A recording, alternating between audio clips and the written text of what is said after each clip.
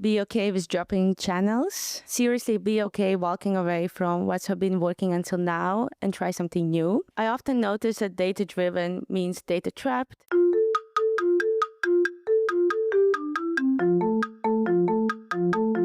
Are you a fitness-loving foodie?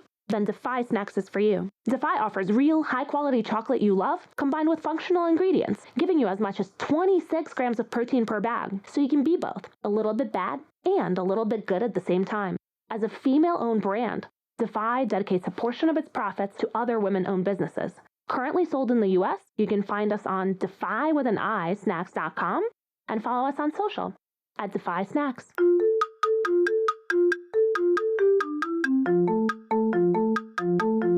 Hello and welcome to the Shiny New Object podcast. My name is Tom Ollett and I'm the founder of Automated Creative, the creative effectiveness ad tech platform. And this is a weekly podcast about the future of data-driven marketing. Every week or so, I have the pleasure and the privilege of interviewing one of our industry's leaders about the future of our industry. And this week is no different. And I'm very excited to be sat here with Anna Soldatova, who is performance marketeer at Swapfiets, and we're in her office in Amsterdam. I love doing podcasts in person, and Amsterdam's so beautiful. It hasn't rained once. It's been glorious. And Anna, thanks so much for the coffee. Thanks so much for having me. Can you give the audience a little bit of background into who you are and what you do? Yeah, of course. And I'm very happy to welcome you in my office. And you are very lucky with the weather. Usually it rains a lot. But yes, I'm Anna. I'm performance marketeer at Swapfiets. I've been already working in the marketing field for last 7 years. I started in events marketing because I really didn't know what kind of marketing I want to do for my career. And there I learned about performance marketing. I never actually heard about it before.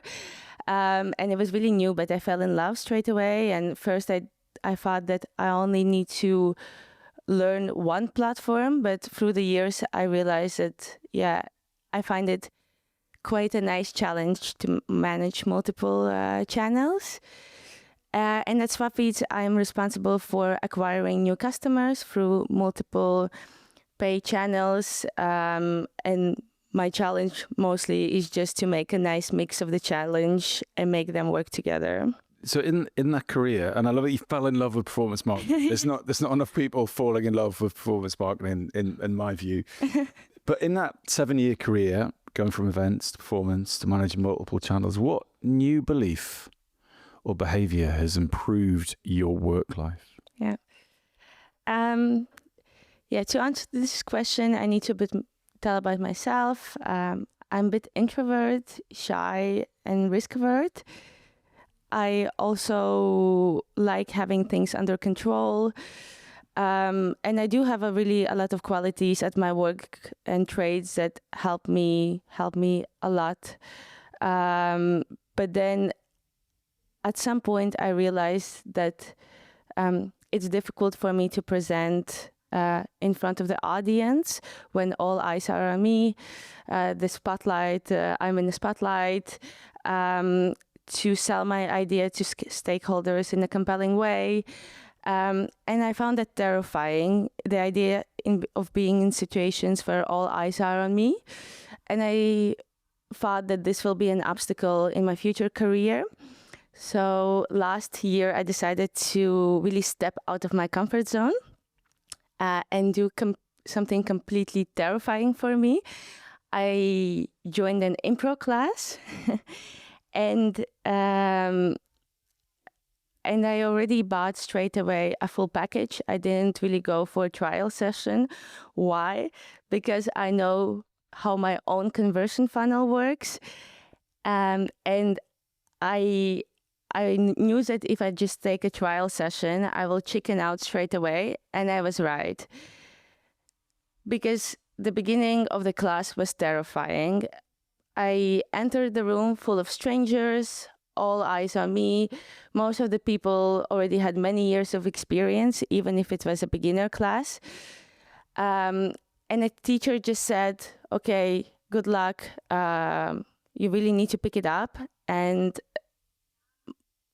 we straight away went to a sketch. And My hands were shaking, my heart was beating. I thought that I was the worst in the class, and maybe at that point I was.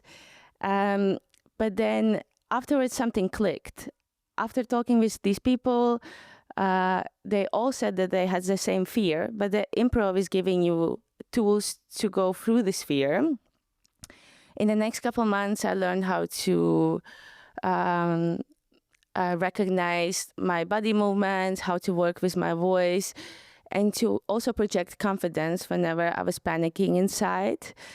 Also, I learned a muscle memory, that our body has a muscle memory, and in order for us to feel more relaxed before bigger presentations, we really need to shake out the tension, we need to move shoulders, and we need to do some vocal exercises. So also today I did it, and I do look very silly, but it actually helps. So what did improv class teach me?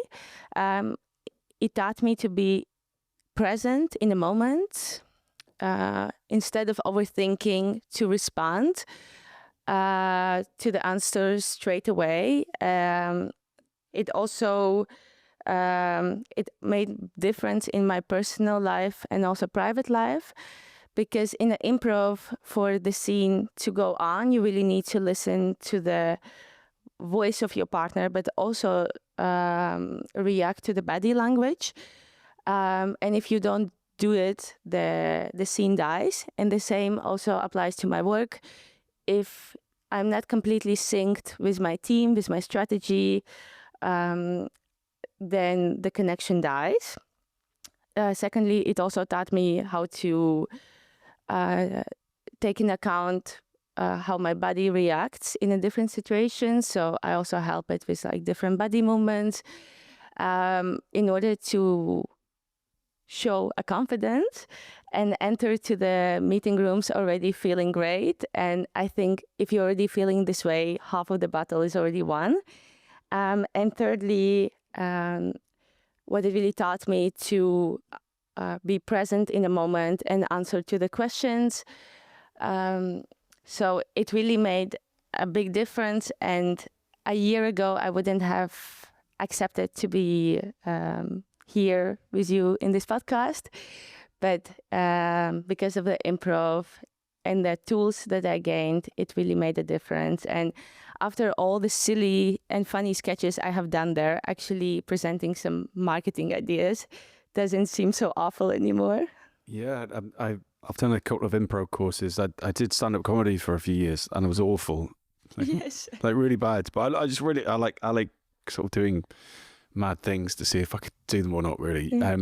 But I think what I learned from improv, I think you said it, your last point there, is that when you have to sit in the other person's shoes, don't you? You have to, what you're saying, it's a really interesting point about the checking their body language as well, so that you have to think about your own thoughts, but you have to objectively think about your thoughts whilst watching that other person. Yeah. And I find that what happens is that time kind of slows down a bit.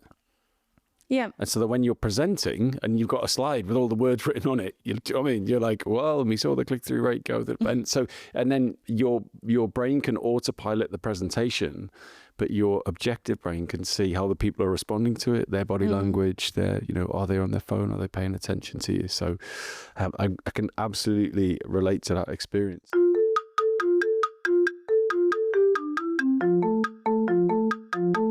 So that's a great bit of advice for an introvert performance marketer. Go and do an improv course. Fantastic.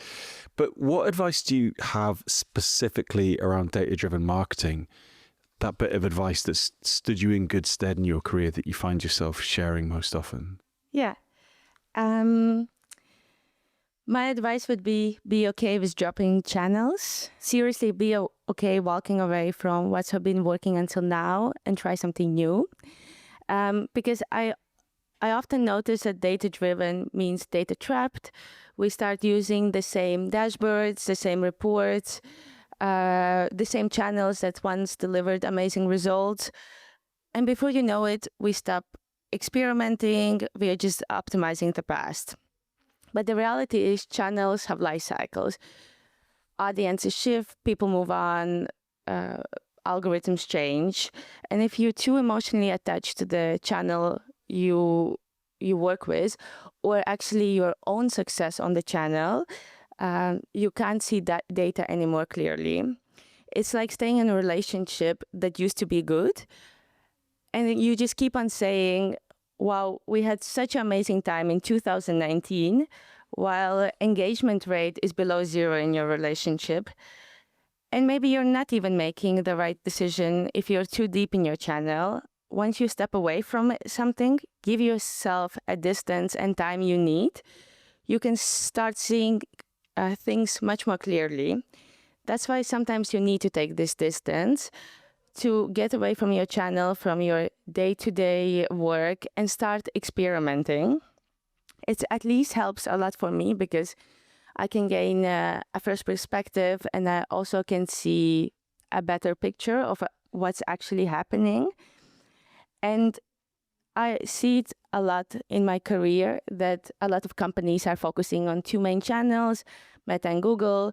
There goes the most of the time and the budget, while the focus is not also in discovering new channels like Snapchat, podcast, and Reddit, because companies think they are good enough, but I think that good enough is an enemy of growth.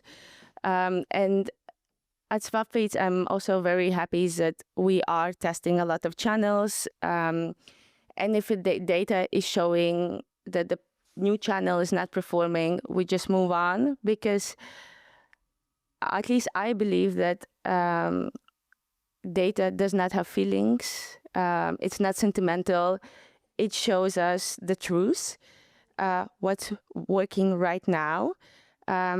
So we all, including me, should learn how to listen without biases and say goodbye to some things that is not performing anymore. So many sound bites. You're a soundbite person. Data-driven, not data-trapped. Emotionally attachment to channels are good enough as the enemy of growth, and data does not have feelings. Brilliant.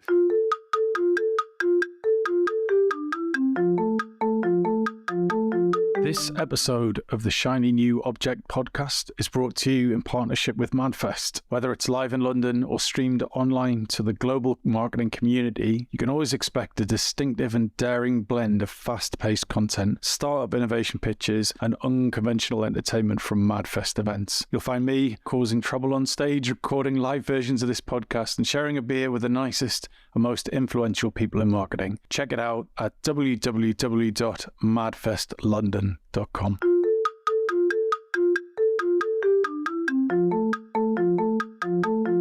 shiny new object is the secret to managing multiple channels. Yeah. Right? So we know that you like to break up with channels and you like to experiment with new channels. So yes, you've got your Metas and your Googles and your Snaps and your Reddits and your Pins. Like, how do you do it? How do you manage all those channels with the resources you have available? Yeah. Well, good question. I'm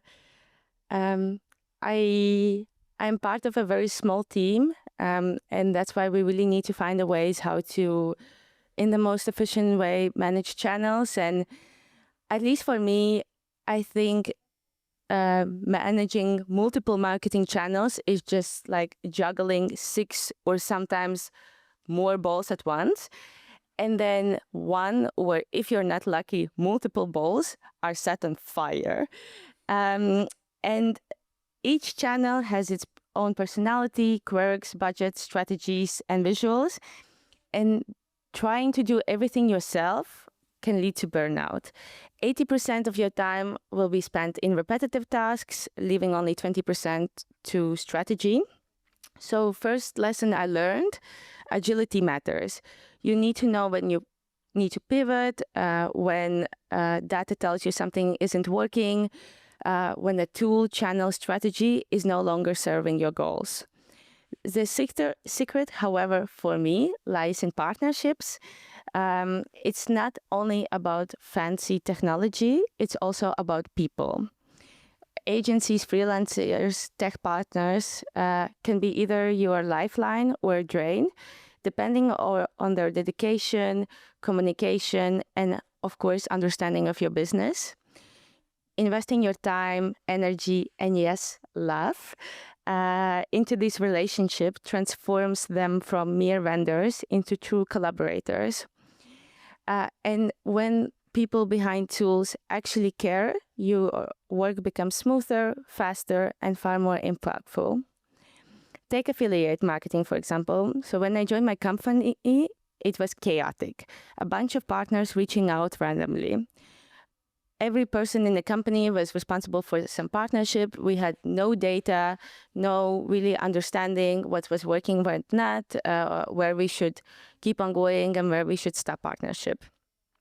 By bringing in affiliate network platform and selecting the right partners, I created a connected ecosystem where relationship thrived, campaigns performed better, and data became meaningful instead of overwhelming. Similarly, I had experience last year switching to new creative agency tool that really taught me that tools alone won't make you better. Each company, I think, kind of have quite similar proposition, but the humans using them do. And the marketing world is obsessed with AI, dashboards, automations.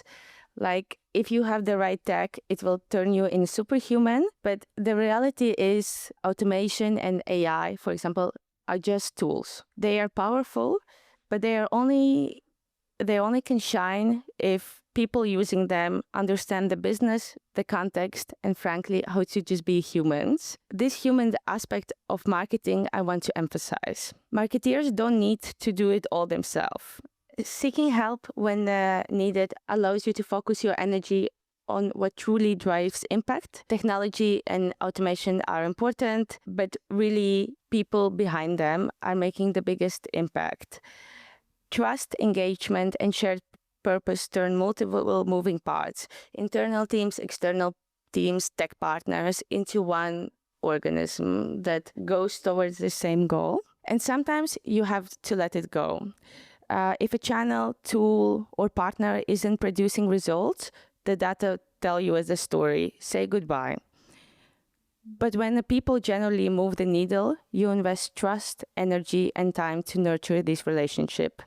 So the balance really to manage multiple channels is agility, technology, and most importantly, people. Is what makes managing multiple channels not possible, but also successful. And at the end of the day, marketing isn't about solo heroics. It's about teamwork, trust, building partnerships that allow you to focus on strategy, creativity, and real impact. Outsource wisely, invest deeply in the right people, and watch the chaos transform into a network that works as one.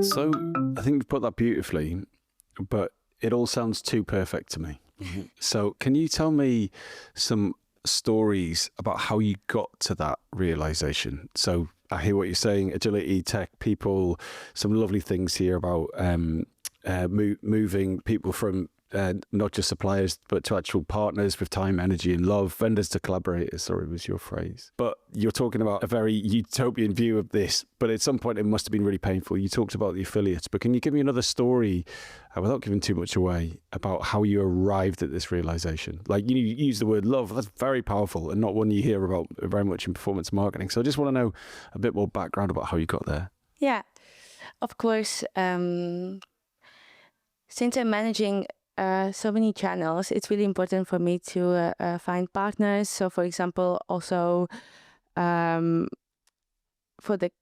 have a tool where all the creatives will be placed into, also where I can distribute to multiple channels.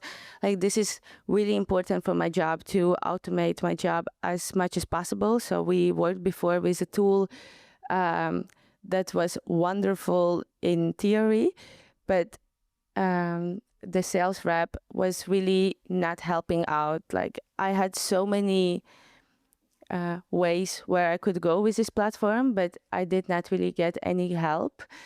So that's why we decided to move to a different platform. And it's always really a pain point to do it, because you always need to move all the data from one platform to another one. There are multiple trainings, and until you also start performing the way you want, it takes 6 months or more. So that's why it's always a big decision.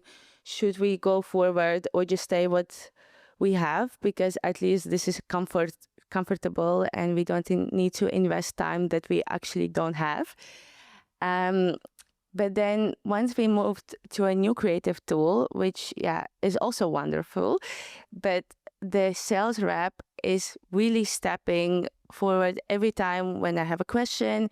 He's there holding my hand if something is not working well, and giving a lot of advice. And with this partner, I actually was able to scale. So 2 platforms are quite similar in a way. But the difference is the partner we chose, and I'm super happy that we did it. So that's why, I do think it's utopian to say that with the right partners, you can scale very well, but it's also very difficult to get to this point, and it's always should be about trial and error as well. So unfortunately, I would love to dig more into this, but we've run out of time. So Anna, if someone wants to get in touch with you, what's a good platform to do that? But crucially, what makes a message that you will actually reply to? Yes, so it's the best platform is LinkedIn, and any message really works. If you have any questions about the industry or about my company or what I do, please reach out. I'm always happy to answer. Fantastic. Anna, thank you so much for your time. Thank you.